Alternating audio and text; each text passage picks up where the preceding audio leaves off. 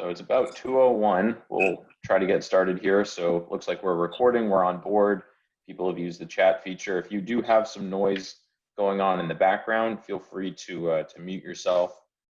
Otherwise, you can stay unmuted. And if you have a question or a comment or anything like that, you can feel free to raise your hand, or we might not be able to see you, so you can just speak up and we can go from there. So just wanted to take a moment. I did put in the chat, but my name is Chris Monroe. I'm the Community Development Project Manager for ROC USA Network. I used to work for ROC New Hampshire. I was there for a couple of years before transitioning to the national team, so I'm happy to be here and working with you all today. And I'm joined by my colleague, Mary O'Hara, and I'll let her introduce herself. Hi, everybody. Some folks I know well, and it's great to see you again, as always. And other folks are brand new to me, so welcome to the ROC Leadership Institute. I'm guessing from some of the hellos that several people have been on a couple of workshops with one another, which is just wonderful. It makes it feel more like the in-person ROC Leadership Institute. You know, people just imagining yourself going down the hallway and running into the folks that you just saw at the previous workshop, or hanging out at the dorm in the evening and chatting each other up. And I hope that folks from this online experience do stay in touch with one another. So I'll just put a plug in for that early on. I am the director of ROC USA Network, and as Chris said, he's a member of our team at the network, as is Heather Westy, who's our technology assistant here, but generally she's our Salesforce administrator. So just want to say welcome, and I'm really looking forward to today's workshop. Hi. Great. Thanks, Mary. Thanks, Heather.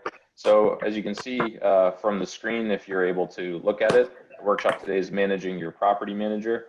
So I'm sure most of you are in the right place. If you've accidentally clicked the link and you're here, we welcome you anyway, and hope you learned something. Let's see if I can change the slide here. All right, so first, we wanted to just briefly identify why this workshop is important, or at least why we think it's important, and we'd like to hear from you as well. We'll kind of go over some goals.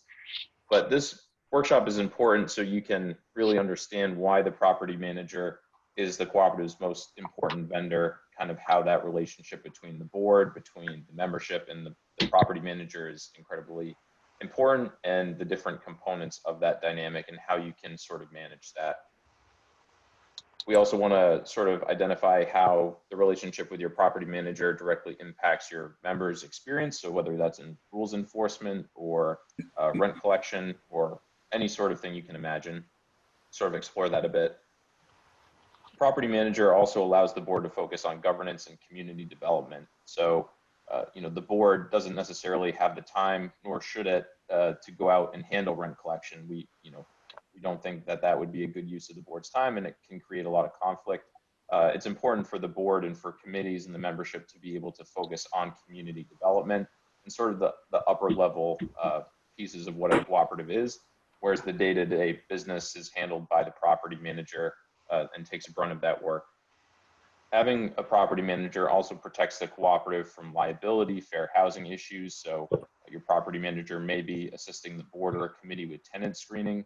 That's a critical piece to make sure that, you know, the cooperative is maintaining compliance with state and federal law. And the property manager also manages business relationships, so with vendors, and steps in with, you know, maybe the municipality regarding utilities, or there might be other different sort of relationships that the property manager might be involved with, but the business relationships are pretty critical. And I don't know if Mary had anything to add to that at all.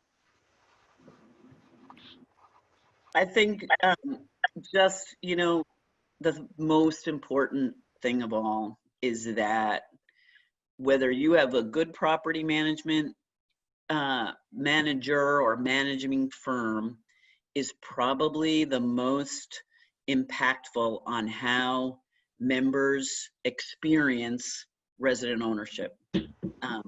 It's just such a huge determinant of people feeling like they're in a well-run community and that there's a fair enforcement of community rules and fair enforcement of collections policies, and a professional person to talk to if they have a problem. And so I think for the board and for ROC USA in general, our whole enterprise has realized that this has such an important impact on how people think about resident ownership. And I think for board members too. I think if you have a good property manager, being a board member, I'm gonna overstate, can be a joy. And if you have a lousy property manager, it can be such a chore and such a burden. So I just want to emphasize that piece from my point of view. Great. So some of the goals we hope to cover today are identifying what a good performance review looks like in general. So maybe a performance review you might have had in the past or have given to someone else, how that relates to a performance review with your property manager and what that looks like. What are some positive things? What are some negative things to avoid? Another goal is to learn about the tools and resources available to assist boards in evaluating and managing their property manager. We were talking a little bit before we started the training regarding some of the handouts that were sent. If you didn't receive those, we'll be reviewing those today, and we're happy to send you links to those going forward. But over the past probably year or so, ROC USA has been working to develop different resources to assist boards and your technical assistance providers in managing your property manager. Another goal is to set up the process for a collaborative board and TA provider efforts. So to make sure you're working with your technical assistance provider and leveraging their resources and sort of the things they might know to better manage your property manager. And we also wanted to provide an opportunity for you all to maybe enter into the chat a goal that you might have in addition to the ones we stated, or you might be coming into this workshop with certain expectations, and we'd like to take some time to recognize that and maybe identify some things we can cover. So I'll give a minute or two for people to throw that into the chat. I see that Nancy's already put a question in there. Is this just liability related to fair housing in terms of property management? But I think that the answer is no, Nance. I think your property manager is your vendor, and they of course have liability insurance themselves, and you have liability insurance. But I think Chris's point there is that your property manager can just protect the corporation in its role as vendor from a whole host of, because if they do their work correctly, they will leave little reason for anyone to sue or file a complaint about the co-op for not being fair or not being consistent or violating their rights in one way or another. That's really the point on that one. Okay, thanks, Mary. Yeah, and I think a key piece of that too is the financial management. So the property manager assists with maintaining the books and the financial records, to make sure that there's little room for error or for any sort of misuse of those funds, and to make sure that the cooperative is upholding their certain policies, whether it's petty cash or anything else, to protect the cooperative financially. And also the property manager is responsible for the maintenance. So working with the board to, let's say there's a tree in your community that's an issue, and the property manager is tasked with going out and taking care of that. At that point, the board has done their due diligence to take care of whatever issue that might be. And if the property manager fails to do that, then they would be potentially liable for not doing what they were supposed to do. So there's multiple layers to that sort of protection. It looks like we have one more chat here. So Bill says, we do not currently have a PM, but the subject comes up often, hard to justify the cost. And that's something we can probably touch on later. As we mentioned, it's one of the most important vendors you might have, and it might seem like a costly expense, but weighing that against maybe additional costs. So let's say you might have higher receivables because there's not someone actively engaged in rent collection, so that's costing the cooperative with higher receivables, or various other things like that that we can sort of identify. But thanks, that's a good point. Yeah, I'd like to put it on you, Bill, as we go through this discussion in managing your property manager. We'll ask you at the end to tell us what rings true for you, coming from a ROC that doesn't have a property manager, and what that means for the board. You'll be a good one to come back to. Bill is taking the challenge, he says. Hey, I'm Perfect. Stepping up. All right. So we'll move into a brief breakout session, and I'll let Mary sort of go over what this will entail, and then we'll get going on that.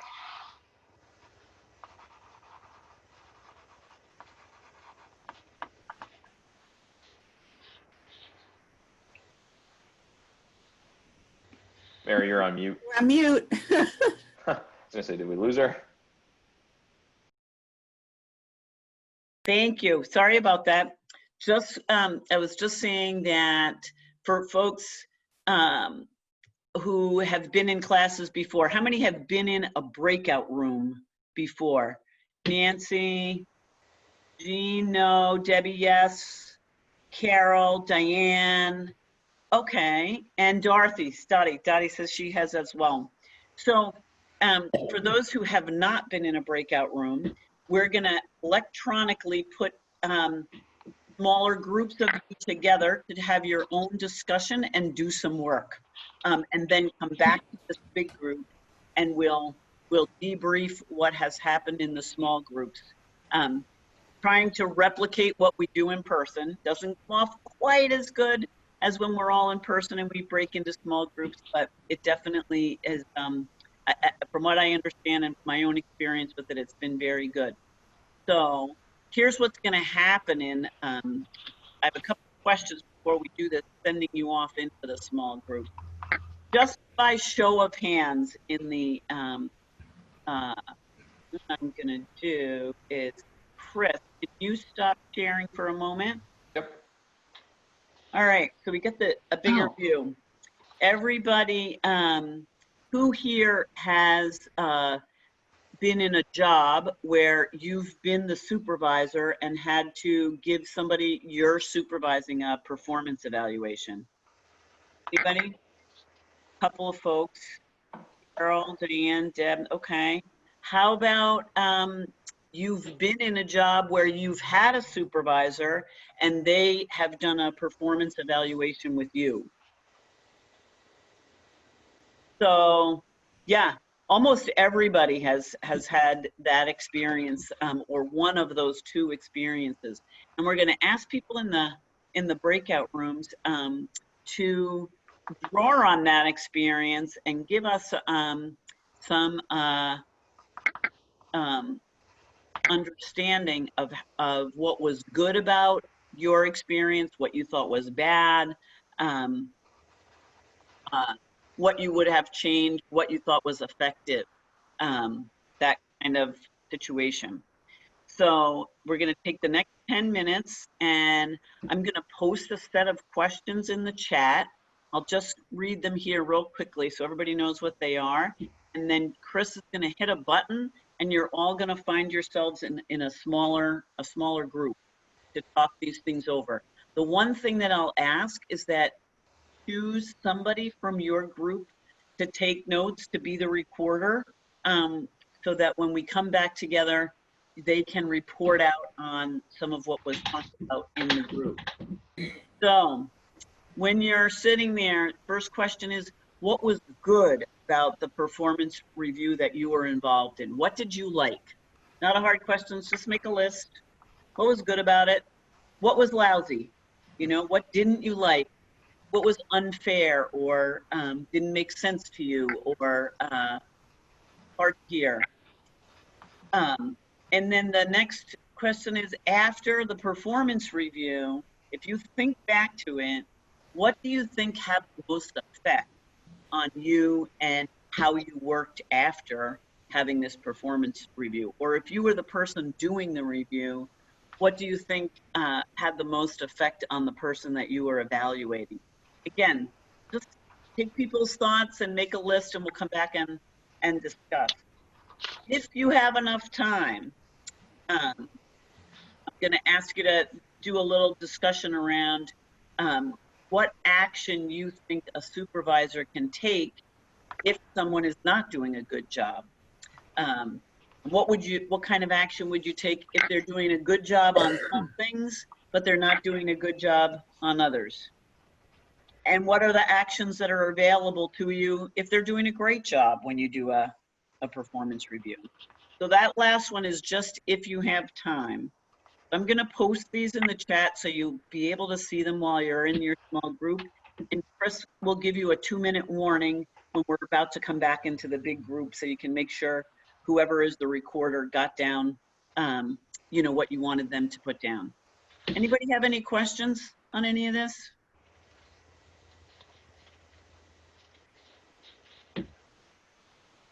Chris, you seeing any questions there? I do not. I'll send them out. I've got 2 groups of 4, if that works. Do you think that's a good? Yeah, I think that Okay. sounds great. And I'm going to All just right. put this in the chat right now. Okay. All right. So everybody's back. Well, welcome back. Let's hear what people have talked about in their breakout rooms. Hey, Janine, good to see you. You've popped up on screen there. So who was the reporter for each of the groups? So Nancy, you were the reporter for your group, and Jean was the reporter for her group. Okay, you want to give us a little summary of what was good about the performance reviews? What did people say made for a good performance review? And who's going to start? Nance, why don't you start? Go ahead. Thank you. In a lot of cases, it's been, you know, quite a few years since we've given a performance review. But we talked about how helpful examples are in identifying an incorrect or behavior or a bad incident or something. We talked about there should not be any surprises in a performance review.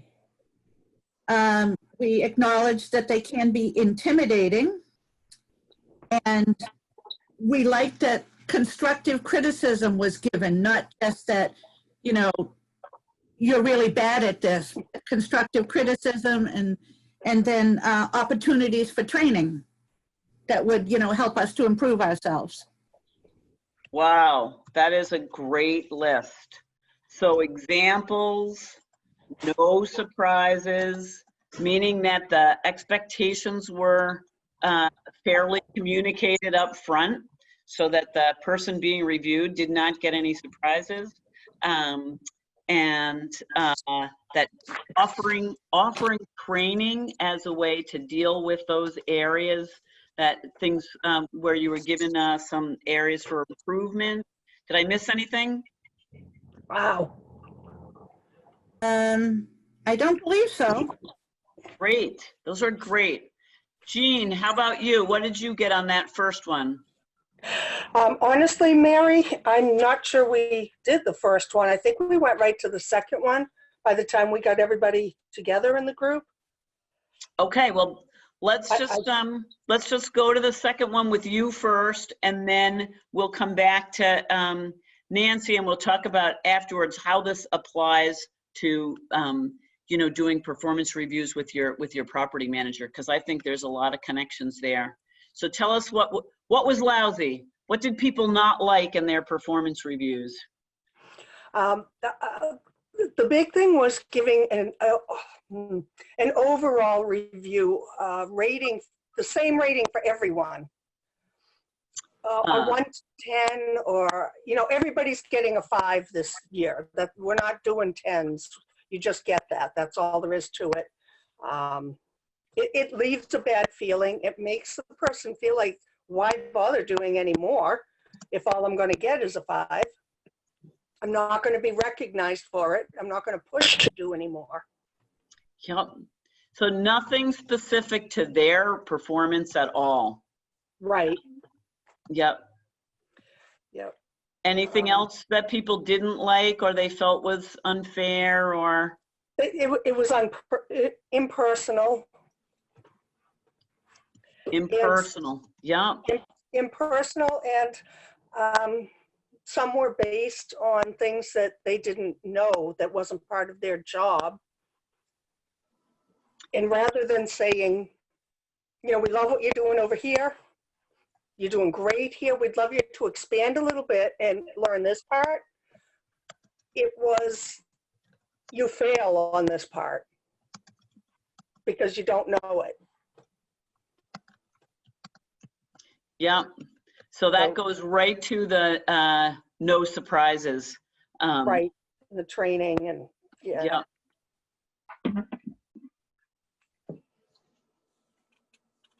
Mm. Okay, that's pretty much helpful. it, yeah. How about you, Nance? What did you get for lousy or unfair, people didn't like? Anything different there? No, actually, what I gave you before was everything that we really talked about. You know, what would make it great? We talked about a raise would really help things out, you know. Right, always, right? Always. But just, the fact that surprises were negative. You know, if you did something 6 months ago and they're just telling you now, shame on them. Oh, so that's another example of not being told in the moment. Yes. And only finding out at the performance review. So something happened or you've been doing something wrong for months, and it's not until the end of the year that anybody ever brought it up. Yeah. Yep, I got it. So you can start to see a pattern when you start to think about your property manager, right? That if the board is looking at a property manager and they haven't been clear about what's expected, obviously it's not going to help in the performance. And when you finally do come and complain about it, the property manager is going to say, well, I had no idea that's what you were expecting. Correct. If you're going to give a property manager either praise or critique, having specific examples, or as Jean says, something personal. I mean, something that is directly related to them, not like, well, property managers always do this, or you're always this, or you're always that. Provide some examples. And this idea of not being told when it takes place, but waiting until, I think oftentimes with a vendor or a property manager, that comes out as only when people are so frustrated that they blow up. So the property manager's been going along, the board calls them on the carpet, and it's with all the issues that they've been having, and the property manager's like, whoa. Sort of a key thing, I think, is expectations and communications. Did anybody get to that last question? After a performance review, did you have any idea where something really had an effect on your performance or on the performance of the person that you were as a supervisor evaluating? Did people get to that? Go ahead. I was just going to say, we had technical difficulty and we didn't have a lot of time, to be honest. Oh, Jean, thank you. I'm sorry, that's too bad. That's okay. We did good with what we had, but the big thing was if you give someone something positive and praise them for what they're doing, they're going to come away feeling good and try to do more. Positive is a motivator. I'm going to just put that down that way. That's a really a really good good insight. Nancy, how about you? Did you have anything here? It was, excuse me, all in the overall conversation. Yeah, sharing the positive, the opportunities for everybody to learn something that makes you feel valued. Yeah. That is great. That's a great way to express that, and I think that's a lesson for us at ROC USA Network and at your TA providers around bringing property managers into training. So I think that's a very it's a good insight that we should pay attention to. Okay, I think I should probably stop here and we should move on. But thank you very much. And obviously, there's a lot of expertise on this subject of managing your property manager. It's very similar to being managed and to managing an individual. It's a very similar set of tools that you need to do that. So I'm going to pass it back to Chris here. Great. Yeah, I think that was a really good debrief on both groups and a segue into how do you take those real life experiences, what you've learned from that, and transfer that over to managing your property manager, which is kind of why we're all here today. So I want to start this section with just a really quick poll. And this is, how often should you conduct an evaluation with your property manager? So there's a few options. There's weekly, monthly, quarterly, yearly, and something should have popped up on your screen. Yep. So I see one person's voted as quarterly. Oh, we're People supposed to voted keep. as quarterly. If you want, yeah. And we'll keep this open for maybe another 15 seconds or so, 30 seconds or so. Oh, Chris, Nancy is saying it's hard to hear you. So Oh, you might sorry. want to turn up. Yeah, there you go. Is that a little bit better? I'll try to speak up. Great. All right, so it looks like most people have voted. And I'll share the results here. I have a question. Okay. Oh, sorry. Yeah, go ahead. Oh, it's okay. It's very hard for me to see on the phone that I'm using. Are we going to do any more breakaway things? Nope, so we're not doing any more breakout groups. We're just, yeah, so you should be okay on that. I'm going to sign back in on my laptop then, okay? Okay. Because I can't see this. I'm sorry. All right. Okay. So just sharing the poll results while we get her back in. So a lot of people said quarterly, 7 people, 1 person said yearly. We had monthly and weekly as options too. And I think quarterly is definitely a really good opportunity. As it was mentioned before, there shouldn't be any surprises. So you want to make sure you're doing it more than yearly to make sure that there's constant feedback.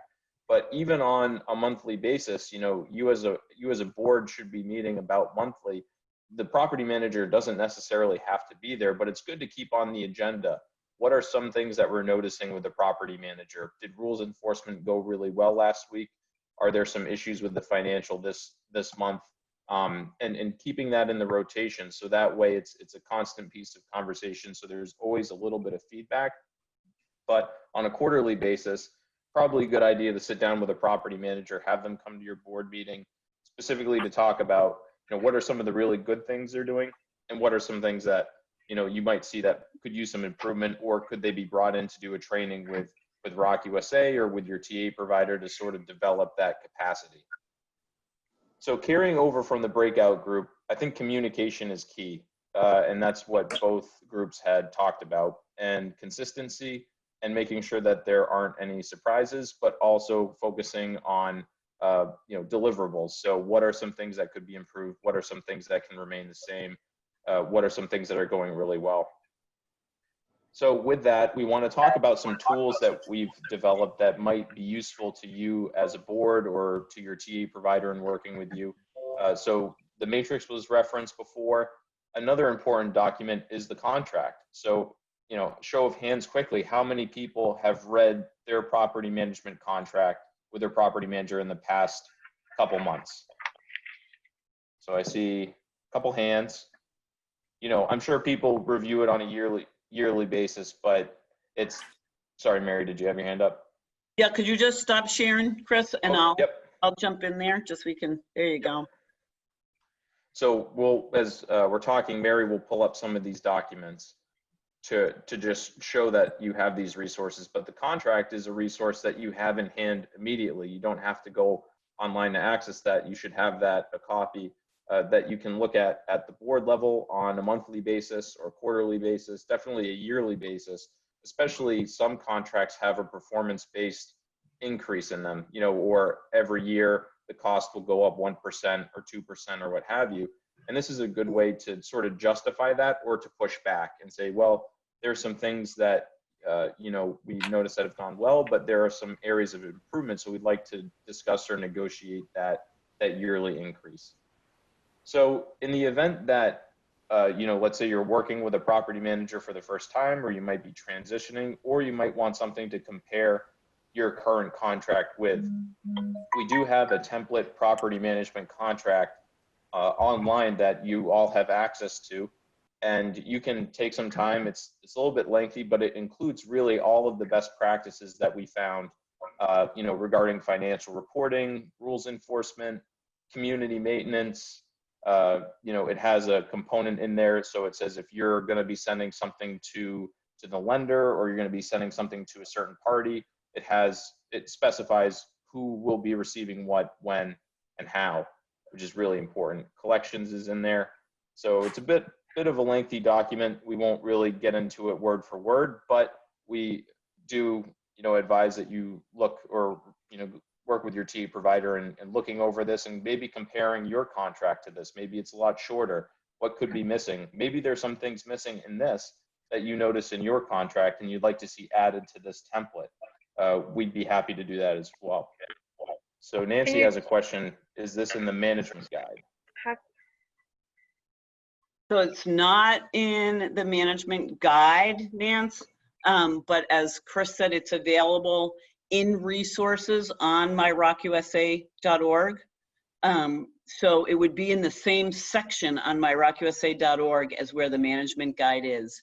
This is a newer addition, but as Chris said, the thing that's great about it is there won't be any surprises for your property manager because it will all be laid out here.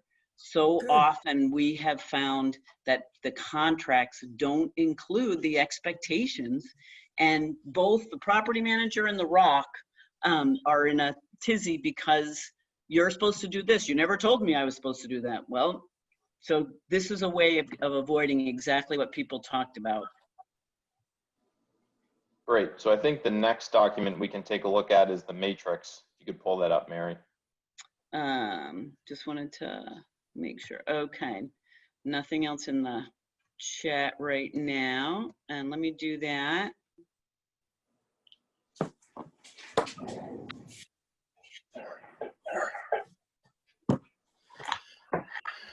So you said these documents are available on the ROC USA site to look over? Yes, they should be accessible online. And if you have trouble viewing them, we'd be happy to make sure that you have access to them or address any sort of issues. And as we develop new documents, we'll try to include that as well. Okay. So, Mary, did you have something? Well, I was just going to say, this particular document, the matrix, if you haven't filled one out for your own community, by all means, ask your TA provider about going through this. And, you know, it's a working document. You could, you know, it doesn't require you to do exactly what's here, but it helps you look at all of the aspects of property management and say, oh, who is doing that? What's our role in that? What's the property manager's role? What's my TA provider's role? So if you haven't done a matrix for your community, I'd say by all means, talk to your TA provider about doing so. And this is, as Mary mentioned, it's great because it not only identifies what the property manager does, but what your attorney will do, your TA provider will do, because you have a contract with your technical assistance provider, and this helps you review that document and to make sure that they're doing what they're supposed to be doing and assisting you correctly. And then also what the board's responsible for. So this is a great document. It's good to review this probably on a quarterly basis, if not more, definitely on a yearly basis, to just make sure that everyone's clear and that all the gaps are filled in. So this is definitely a helpful tool to use, and is sort of a, as Mary mentioned, a working document that can be flexible. And it's laid out in finance, governance, maintenance. So it sort of has each area sectioned off and makes it easy to move from one place to another. Yeah, like I said in the beginning, these tools are fabulous. Awesome. So if you wouldn't mind going to the bid breakdown, The bid one. it should be right next to the, you just click over in your PDF. Oh, that works too. There we go. So the bid breakdown, it's essentially a community management matrix light. So if you're evaluating a new contract or you're trying to review multiple bids, so if you're looking for a new property manager or if you're in the acquisition process and you're looking for a property manager, you want to get at least a couple bids so you can compare them. So in this document, this is the PDF version, but we do have an Excel version that you're able to input the information from the proposal. So how much is it going to be? Is it going to be on a, is it a percentage of revenue? Is it a flat fee? Is there a yearly increase? Do they have bilingual services? Do they offer, do they do rent collection? It goes through the contract or the proposal, and it essentially it gives you the ability to just check those boxes or fill in those blanks. So it's a really good tool to use when you're evaluating your property manager. Quickly, you can take a look at it and see, does this contract make sense? Is it strong, or are there a lot of gaps in it? So it's not as lengthy as the community management matrix, but it's definitely a good tool to use. And I would just say that either this document, as Chris said, it's in Excel, so you can have columns and compare, and the matrix as well. They're great evaluation tools. So you could say, all right, let's just as a board sit here and go through and say, how's the property manager doing? We'll give them an A, a B, or a D. A, he's doing great. B, there's okay, room for improvement. D, this is a real problem. And it just helps you collect your thoughts and go into a conversation with some, examples, as we talked about, and some real information for folks. So I apologize for any feedback. We'll try to fix that. Looks like Jeannie had posted brand new board, 7 members, 3 are new to community, planning to have a scope of service type meeting with the property manager and her contract soon, just so we're on the same page. Since none of the board members were in on the contract process when we have another year to go. And that's great. Whenever there's a board transition, that's incredible to have that onboarding process, and that's a good amount of critical thinking, and that's good for continuity. You want to make sure that the ball keeps rolling and that there's no gaps in sort of the community management, whether it's at the board or property management level. So really a good exercise. So moving on from the bid breakdown, I think another resource that we had quoted was the report card. I'm not sure if we have that. Yeah, I do. So that's your, I thought I did, Chris. Thought I had them all, but I'm not showing the report card right here. Okay, that's all right. We can send that out. Essentially, if you've ever seen a report card, it's a report card. And it's broken down into similar, great. I lied. Can you see that? Yep. Perfect. And while we're looking at that, Nancy asks, is it best practice for the board to do the performance review of the property manager or an ad hoc committee? I think that's really up to the board. Committee engagement is really important to make sure that you have a bench to pull from if there's ever a transition on the board. So keeping committees engaged is really important, and they could provide that feedback to the board, and the board could review that report that's done by the committee. So I think that's a really good way to do it. If you do have like an operations committee or an ad hoc committee to do that, in working with the board, that's great. And that saves the board some more time as well in taking care of sort of the governance components. So this report card is just really simply broken into 4 different sections: financial, communication, maintenance, vendor management, and rules, similar to the community management matrix. And this is essentially, the board can fill this in or work with your property manager during a quarterly review and sort of evaluate and say, all right, do you get an A? Do you get a B? And there's, and that might seem a little bit harsh, especially if there's some issues, but it's good to include notes. You have a lot of space, so you could say, let's say, for instance, responds to violation letters. There's maybe a little bit more of a delay than you would want, or in the contract it says violation letters will be sent out within 30 days, and they don't do that, but they still do it. You might give them like a B- or a C- or what have you, and then in the feedback say, we're looking to have these a little bit quicker.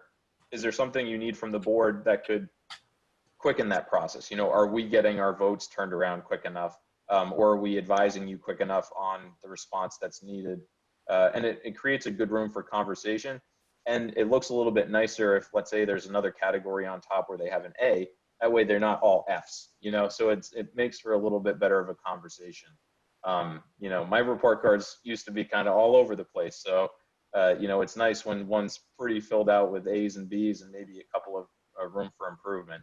And also, what this really boils down to is communication as well. So if you have a property manager who's not willing to go through this process on a quarterly basis, or is not interested in hearing from the board about a review, that's something you might want to take into account as well. If they're not willing to work with the board, is that really a good dynamic to have?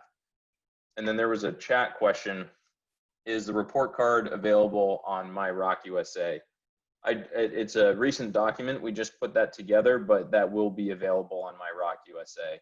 All of these should be available to you, and in the event that they're not, we'd be happy to make them available. So I know we're trying to wrap up here. We're getting close to 3 o'clock, so I will just share my screen a final time.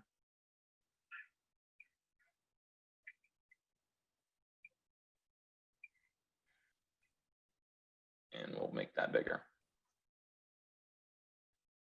So with the wrap up, some key takeaways is you want to be using these tools regularly in collaboration with your board, with your property manager, with your technical assistance provider, and with, I'm happy to step in and help as well. If you ever have any questions, sort of property management is something I've been working on for a bit, so I'm happy to have a conversation. It's a lot to pack into an hour, but it's a really important topic, so I'm happy to make myself available. But that clear expectations are important.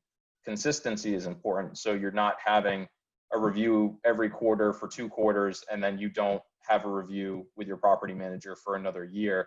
That inconsistency could create a communication breakdown, which leads to the next point. Communication is key. Even if it's something you notice on a monthly basis, or let's say you're at a board meeting and you're kind of like, oh, the property manager dropped the ball this month on this topic. Maybe you want to raise that immediately as opposed to waiting for a review in the future. Because again, as Nancy mentioned, and many of you mentioned, surprises are not a good thing. And it's important to keep that communication open. So in reviewing some of the goals, we wanted to identify, let's see if I can go back here. So what a good performance review looks like. So that's good communication, they're consistent, there's information that's passed along, and steps to make to better that dynamic going forward. So tools and resources, we spent a little time going over those available to you. We're creating them based on needs. So if there's something that you need and don't find, we're happy to work with you on that. Set up a process for collaborative board TA provider efforts. I noticed a chat comment that you might not be getting something out of your TA that you're looking for. Have that conversation with them. And see, do an evaluation at some capacity, and maybe it's just a communication breakdown, but we're happy to help in that as well. because we're all working together at a network level, a local level. We're all in this to make sure that cooperatives can succeed and function well. So if there's anything we can do to help with that, we'd be happy to. And then again, if there's any other goals, we hope that those were met and that we answered and addressed your questions. And I think we were at 2:59, so we're kind of speeding to the end, but I'd like to take a little time if anyone has any follow-up questions or something that they need that we didn't quite hit. We'd be happy to take some time. I'm happy to go over a couple minutes to discuss that too. I have some time, so whatever works for everyone. Chris? Yeah, Nancy. Yep. I know, I'm so mouthy, sorry. Not sorry, I like to learn things. You said you'd make yourself available. Are you C. Monroe at ROC, New Hampshire? ROCUSA.org. ROCUSA.org, thank you. Yep. And just to say, Heather put a note in the chat to us that all of these resources are also available in the class materials tab. So if people are looking for things immediately, they'll be in that the class materials for this RLI workshop. Oh, so the report card will go in there, Mary? Yes, indeed, it will. Thank you. So we'll make sure that everything is in there also. And I just wanted to add to Chris's wrap up on communication. I think somebody's group mentioned that, I think Jean's group, that positive feedback is the motivator. And so I think the other thing is as a manager, right? You're managing your property manager. If the board thinks of themselves as a manager, it's important that they provide feedback and their communication is in a manner that people can hear. And so, you know, if people are only ever angry and swearing at their property manager or accusatory, they may not be motivating them to do better. At the same time, you're paying this company to provide you with service. If they're not providing you with service, then either they've got to improve or you've got to change, because ultimately that's your right as the buyer of that service and as the agent of the community. And just before we close, I want to go back to Bill and say, Bill, what do you got for us? You have to unmute. I got a half 100 pop-ups that come up in front of that unmute button when I try to click it. Gosh, now I've forgotten the question. Well, from a ROC that doesn't have a property manager. It doesn't have a property manager. Okay, so I have been the biggest advocate and screamer of getting a property manager here at Wardtown for some time. I didn't get a lot of ammunition out of this that I was kind of hoping that I would get, so that I could go back to the board and be even more articulate about why we need one than I have been.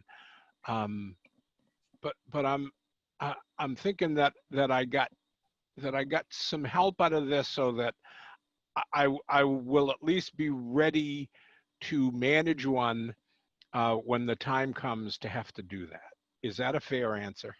Yeah, and I think that's a really good answer. And I would recommend maybe taking the matrix, because there are a lot of pieces in that, and identifying what the board is currently doing and what they would maybe like someone else to do. You know, whether it's a lot of rules enforcement, you know, that's something that's very time intensive, financial management or financial reporting, the obligations. You can take that matrix and say, what are some of these things that, you know, what would it look like if we shifted these to another entity that would take care of it? What could we do with that free time?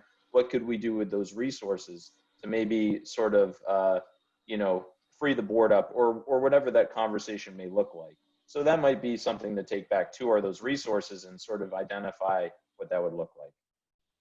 Yeah, Absolutely. and I think too, Bill, it is what's the experience of the board not having a property manager and what's the experience of the members not having a property manager. So do you have a situation where no one wants to be on the board because it's so gosh darn hard and there's so much work to be done and everybody hates you? Or are the members in there saying, God, this community looked better before we owned it than it does now because nobody's enforcing the community rules? And I'm not saying that that's true of Wardtown. I'm just saying that idea that property management has such an impact on how people experience resident ownership that you might just ask yourself and ask the board those questions and ask members. Debbie from Halifax, I know you've got something to say there. Well, I did for Bill too. Is that a lot of times our property manager is the buffer zone between the board and the members when something is wrong. Oh, absolutely. And that's what I'm looking for. For an example, say late rent, and I'm on the board, I don't want to send that letter to my neighbor right next door. It comes from him. So it's him that's getting the call screaming at him, not me. So we have that buffer zone, and he acts in that capacity very often, which is a godsend to board members who live in the community. That's right. Debbie, that's a great ammunition for Bill. I think Jean has something coming from Pine Tree. Yes. In our past experience with property managers, the board controlled what was happening. Who was it that was just speaking? Debbie. We learned with our property manager now that they are the liaison between our association members and the board. I believe we have the same one, Jean. Yes, yes. It has made a huge difference. We used to go to our board meetings with baseball bats. It was really bad. Residents were angry. Everything was blamed on the board. We would come in all tense and upset. They would come in tense and upset. Now we've got a liaison between us and the residents. It's made a huge difference because when we're asked a question, we say, go to Sydney, go to the property manager. That's who you need to call, or I'll get in touch with property manager for you. But it's not on us. And it's Right. made a huge difference, a world of difference, honestly. I'm 5'2". I'm not knocking on doors, but he's a Right? he's Yeah. a big guy. Off you go.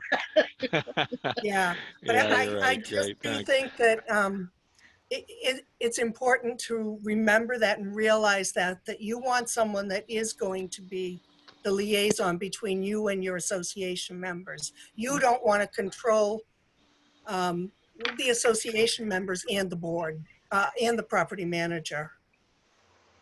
I mean, I'll you do just to an say- extent. And I I'll don't just want say I've seen some really wonderful things happen because boards have time to focus on the bigger picture and to think Right. about improvements and to just really do what a board is supposed to be doing, as opposed to being every month, all they can talk about is, what the AR is, or, who didn't pay their water, but they did pay their rent, or the tree that didn't, et cetera. So I don't want to keep people on over. I know Chris is very conscious of the time. So we're at 3:07. We don't want to turn it off if people want to do a little more discussion, but feel free to leave if you want to, if you're done. Bill, did you want to respond? Diana's saying goodbye. I kind of just wanted to ask a quick question, whether people are hiring professional businesses to do their management, or if they're just hiring a person with, an individuals with experience, or is it all across the board? For us, it's a professional management company. And we hired an individual before this one. It was not a good deal. Yeah, It we didn't work. we also have a professional. In fact, it's the same one as Debbie and Yeah. and Dottie. Yes. Yeah. Same as Halifax and Pine Tree. Right. Excellent, thank you. Bill, I am actually the property manager. And I'm not from a professional company. They hired me to do the job. So Janine, how did this all sound to you in terms of our approach to evaluation and performance, et cetera? It actually sounded wonderful. One of my main issues is it's the breakdown as to who does what. Am I doing it or is the board doing it? So everything you've said is just amazing. Oh, thank you. No That's one's great ever told me that before. Thank you, Mary. And great. Janine, are you a resident of Greenville Estates? I am not. We have a policy here whereby staff cannot live in the community. They have to be unbiased, living elsewhere.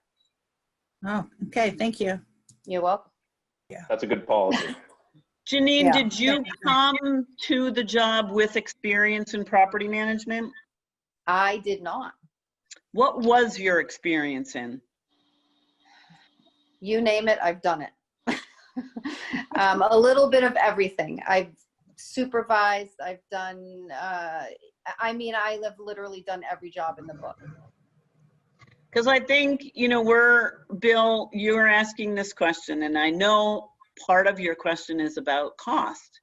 And Wardtown is a smaller community than a Halifax or a Pine Tree, which, because they're larger communities, they can spread the cost of professional property management over a greater number of folks, right? How big is Wardtown? Wardtown is 60 homes. 60? Still a reasonable size, but right on that cusp of being able to spread that cost over enough number of homes to make it swallowable. I'm not saying that correctly, but Yeah. so I think, if there is, we have seen successful situations where there are individuals who are maybe real estate brokers who also do property management. Or I'm trying to think of some of the others, Chris, that if you can think of a smaller firm or. Yeah, so like in New Hampshire, Hodges is sort of this, they don't do full property management, so they don't do like the vendor management, but they do sort of bookkeeping plus, where it's an a la carte. And that might be something to look at as well, as going through that matrix and saying, all right, well, maybe we don't give everything up to save costs, but what are some pain points that we have, like liaising with the membership about rent collection? What are some key things that we could use support in, and what does that look like? And as Mary mentioned, reaching out maybe to a local broker and seeing if that's something that they'd be able to do. It can take really any form. With larger communities, definitely like full service property management is key, but with smaller ones, it might be more of an a la carte, and I'd be happy to help with your TA provider take a look at that and see what we could do. I mean, yeah, there's a lot of things that we do a real good job at. I mean, getting things done in the park and keeping up the maintenance and doing that sort of stuff, we're great at. It's the tough stuff, the knocking on doors and holding your hands out and saying, mow your lawn and get your car off the yard and you can't have a business in here and blah, blah, blah. Those are the tough ones, it's getting into a fight with people that's the hard part around here. Right. Nobody will do it, me included. I'm not going to get my car keyed or my tires flattened over somebody else's lawn, and that's not going to happen. Well, and I'll just make a bet that if Janine is successful, I need to Greenville leave. Estates, she Thank you. is bye, Debbie. Thank Thanks, you. Debbie. She is a people person, and ultimately, that's what you're looking for if you're hiring in that situation that we're talking about, is somebody who likes people, who likes to deal with people's problems and doesn't get flustered. And I was trying to think of the other situation when there's a retired bank branch manager out in Washington who lived in a community but was the property manager for 2 other communities. And he just had the demeanor and the ability to pay attention to details and talk to just about anybody about just about anything and do the kinds of things you're talking about, Bill. You know, the knocking on the doors and the mow your lawn, and he was as consistent as all heck. So at risk of cutting us short, Chris, I think Sorry we're, about that. Yeah, I appreciate everyone's time today. And Janine, thank you for coming on and giving a property management perspective. That's very helpful to have that feedback, and is definitely a great sort of example of having everyone involved in the training process and a conversation process. So I just want to thank everyone for their time. And if they have any questions, feel free to reach out at any time, and we're happy to help. and Thank the you all for your session- help. The session is recorded, the chat is recorded, so feel free to look for that if there's things that you would like to see. I just want everybody to know that. Thank you. Thanks, everyone. Thank you.